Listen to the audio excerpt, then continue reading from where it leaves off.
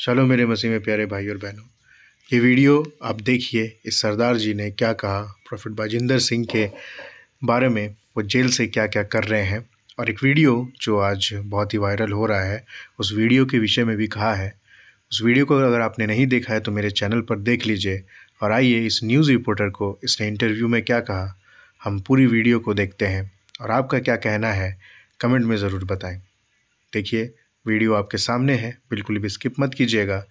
ज़मीन पे कब्जा था और ये अपनी ज़मीन जो इसकी बाकी ज़मीन थी वहाँ पे अपनी फसल काट रहा था। आपने मीडिया पे एक सीसीटीवी घूम रहा है, आज सुबह से घूम रहा है। उस सीसीटीवी में ये बरजिंदर दिख रहा है एक बंदे को खींच के मारता हुआ। अब ये पुलिस के ऊपर भी बहुत बड़ा सवाल है। पुलिस में बहुत सारे ऐसे नालायक, मैं नालायक लफ्ज़ यूज़ करूँगा, ऑफिसर हैं जो अभी तक इसकी पीठ पे खड़े हैं और ये बंदा अभी पिछले करीबन आधे महीने से ये जेल के अंदर है। उसके बाद भी हमारी पूरी टीम के ऊपर पर्चे दर्ज हो रहे हैं। उनका इसका इन्फ्लुएंस जो इसका सिस्टम है ये इतना ताकतवर है कि मानियो कोर्ट के ऑर्डर के बाद कोई पुलिस मुलाजिम कब्जा छुड़वाने के लिए नहीं पहुंचता। हम ये लड़ाई लड़ रहे हैं, लड़ें कैसे? कल को ये रॉकेट लॉन्चर लेके आएंगे मेरी टीम को मारने के लिए, तो हम सामने बैठे करेंगे क्या? इन तलवारों से लड़ेंगे, रॉकेट लॉन्चर से? पंजाब केसरी टीवी देख रहे सभी दर्शकों का स्वागत है। दोस्तों, बेशक बजिंदर पास्टर अभी जेल में बंद है, लेकिन आज उस पर फिर से बड़े गंभीर इल्जाम लगे हैं कि वो जेल में से ही सरगर्म है और अभी भी उसका जो अक्स है वैसे का वैसा ही है। और आगे आखिर उन पर इल्जाम क्यों लगे हैं, इस पर बातचीत करेंगे। मेरे साथ मौजूद हैं सोशल एक्टिविस्ट भगत सिंह दुआबी। स्वागत करते हैं सर। स्वागत है। धन्यवाद जी, बहुत बहुत। आपने प्रेस कॉन्फ्रेंस की और एक बार फिर इल्जाम लगाए हैं कि बजिंदर पास्टर अभी भी सरगर्म है अपनी एक्टिविटीज को लेकर, जबकि वो अभी जेल में है। क्या कारण है आपने आज इतनी बड़ी बात बोली? देखो, अभी मेरा प्रेस कॉन्फ्रेंस करने के दो रीज़न है। एक, हमारी पूरी टीम के खिलाफ फेक पर्चे हो रहे हैं, ठीक है, और लगातार मेरी टीम से कुछ मेंबर अभी भी मोहाली के एसएसपी साहब के पास बैठे हैं। क्यों? क्योंकि उनके टीम के ऊपर बलात्कार के पर्चे दे दिए गए। 365 बहुत बड़ी धारा है। अगर मेरी टीम का एक भी बंदा, चाहे वो फेक भी हो, उस धारा में अंदर चला गया तो कम से कम साल गया।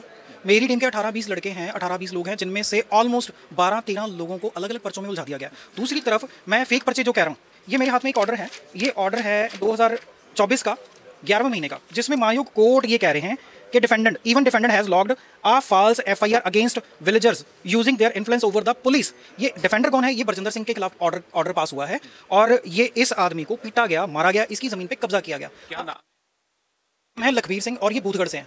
अब देखो किस तरीके से मारा गया, पीटा गया, और उसके बाद भी ये 2021 की घटना है। उसके बाद आपने कभी सुना कि इस मामले में वो बरजिंदर कहीं गिरफ्तार हुआ या उसके ऊपर कोई एफआईआर हुई? मारपीट करने का कारण ये था कि इस किसान की जमीन पे कब्जा था और ये अपनी जमीन जो इसकी बाकी जमीन थी वहाँ पे अपनी फसल काट रहा था। आपने मीडिया पे एक सीसीटीवी घूम रहा है, आज सुबह से घूम रहा है। उस सीसीटीवी में ये बरजिंदर दिख रहा है एक बंदे को खींच के मारता हुआ, अपने ऑफिस में ड्रैग करता है और उसको मारता है। ये वही किसान के साथी को मार रहा है और ये इसकी भी सीसीटीवी है, बट अभी वो हमारे हाथ में नहीं आई है। वो जो बंदा मारा जा रहा है वो भी इसका साथी है। अपने किडनैप करके अपने ऑफिस में लेके जाना, मारना, आधे गांव को मारना, गांव की गाड़ियां तोड़नी, मोटरसाइकिल तोड़ने। उसके बाद इस बंदे का इन्फ्लुएंस इस तरह था कि 2021 से अभी तक आजाद घूम रहा था और इसके खिलाफ कोई आवाज उठाने वाला नहीं था। और जिन्होंने इनके खिलाफ आवाज उठाई भी, उसके बाद इनके ऊपर फेक पर्चे दर्ज करके जिसकी इन्वेस्टिगेशन माननीय कोर्ट ने करी, और माननीय कोर्ट कह रहा है कि he has lodged a fake FIR using his influence over police.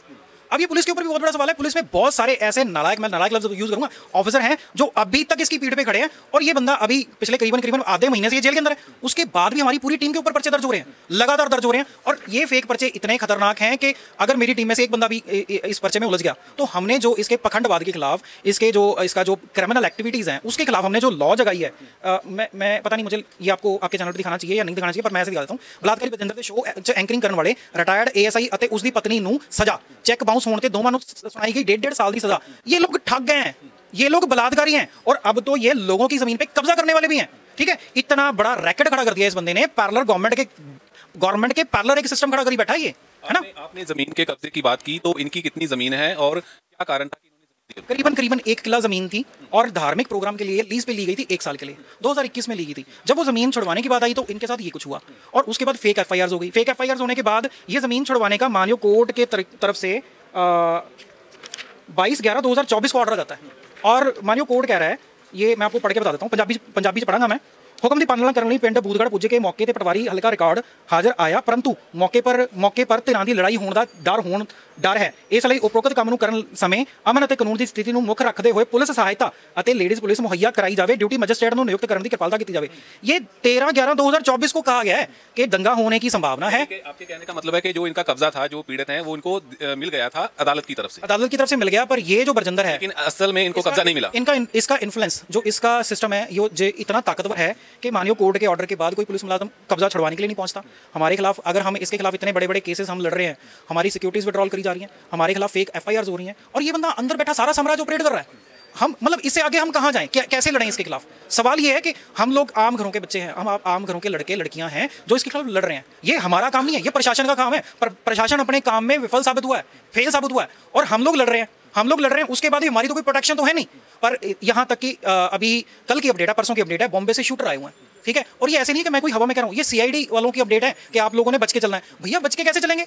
ये लोग गैर लाइसेंसी हथियार लेके घूम रहे हैं, 47 पंजाब में घूम रही हैं, ठीक है, बड़ी बड़ी पिस्टल्स पंजाब में घूम रही हैं, इलीगल बिना लाइसेंस के हथियार घूम रहे हैं। हमारे पास तो लाइसेंसी हथियार हमारे नहीं मुहैया कराए जा रहे हैं, कैसे लड़ेंगे हम इनके साथ? मुझे पीड़ित की आप दिखा रहे हैं वीडियो, फोटो दिखा रहे हैं।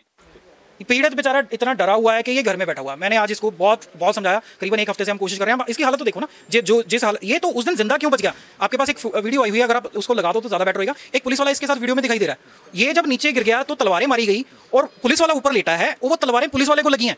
पुलिस वाले के उस दौरान पुलिस वाले को चोटें लगी हैं, वहां पे भी कोई एक्शन नहीं हुआ। पुलिस के ऊपर कोई OA भी कर दे तो कितने कितने एक्शन हो जाते हैं, बट इसकी जान बचाने वाला पुलिस वाला वो भी फटड़ हुआ, उसके ऊपर भी कोई एक्शन नहीं हुआ।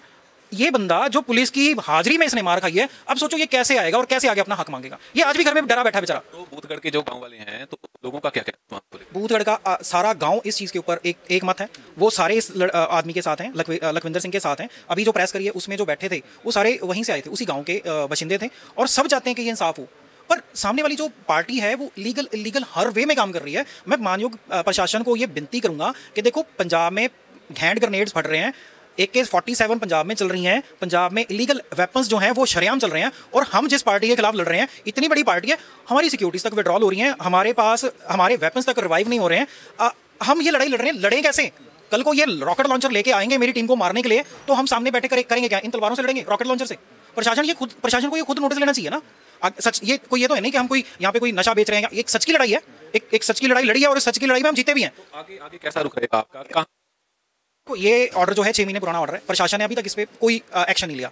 15 दिन का टाइम हम आज कह रहे हैं, आज की तारीख है 17 अप्रैल, आज से 15 दिन तक हम देखेंगे कि प्रशासन इसमें क्या करता है। इसके बाद अभी तक तो हम हाथ जोड़ के कह रहे हैं कि प्रशासन खुद करे, बट उसके बाद हम किसान जथेबंदियां और बाकी सबको लेके धरना प्रदर्शन करने में या रोड जाम करने में वो हमारी मजबूरी हो जाएगी, ठीक है। और वो हम करेंगे, बट अभी फिलहाल 15 दिन का, क्योंकि प्रशासन कहेगा कि हमें टाइम नहीं दिया, तो 6 महीने का टाइम तो ऑलरेडी प्रशासन के पास था, 15 दिन और दे रहे हैं। किसी प्रकार का लीगल एक्शन भी आप लोगे इसके ऊपर? लीगल एक्शन देखो, लीगल एक्शन का क्या है कि ये कोर्ट के ऑर्डर हैं, अगर हाई कोर्ट चलेंगे तो भी कोर्ट के ऑर्डर यही आएंगे कि कब्जा खाली कराया जाए। मानियो हाई कोर्ट खुद तो आएगा नहीं ना खाली करवाने, पुलिस को ऑर्डर आएगा। अगर सुप्रीम कोर्ट जाएंगे, सुप्रीम कोर्ट ने भी यही ऑर्डर करने कि प्रशासन इसको खाली करवाए, ठीक है। अब बजाय कि मैं कोर्ट में जाके 20 साल लड़ूं, 20 साल बाद भी यही ऑर्डर आने हैं कि पुलिस मुहैया कराई जाए ते जाके उसे कब्जा चढ़ाया जाए, मतलब कि बुलडोजर चले पुलिस की तरफ से। ऑर्डर तो 20 साल बाद भी यही आना, तो प्रशासन इस ऑर्डर को इंप्लीमेंट क्यों नहीं कर रहा? तो इसको इंप्लीमेंट करवाने के लिए अगर हमें रोड जाम करने पड़ेंगे, धरने लगाने पड़ेंगे, तो वो हमारी मजबूरी है। हमें इसमें कोई खुशी नहीं है, हमारे लड़कों के ऊपर पर्चे भी दर्ज होंगे, वो सब होएगा जब हम आएंगे, बट वो हमारी मजबूरी बनेगी। और ये प्रशासन के ऊपर है। अब प्रशासन क्या ये चाहता है कि हम आके रोड जाम करें, सिस्टम डिस्टर्ब हो, या प्रशासन अपनी ड्यूटी खुद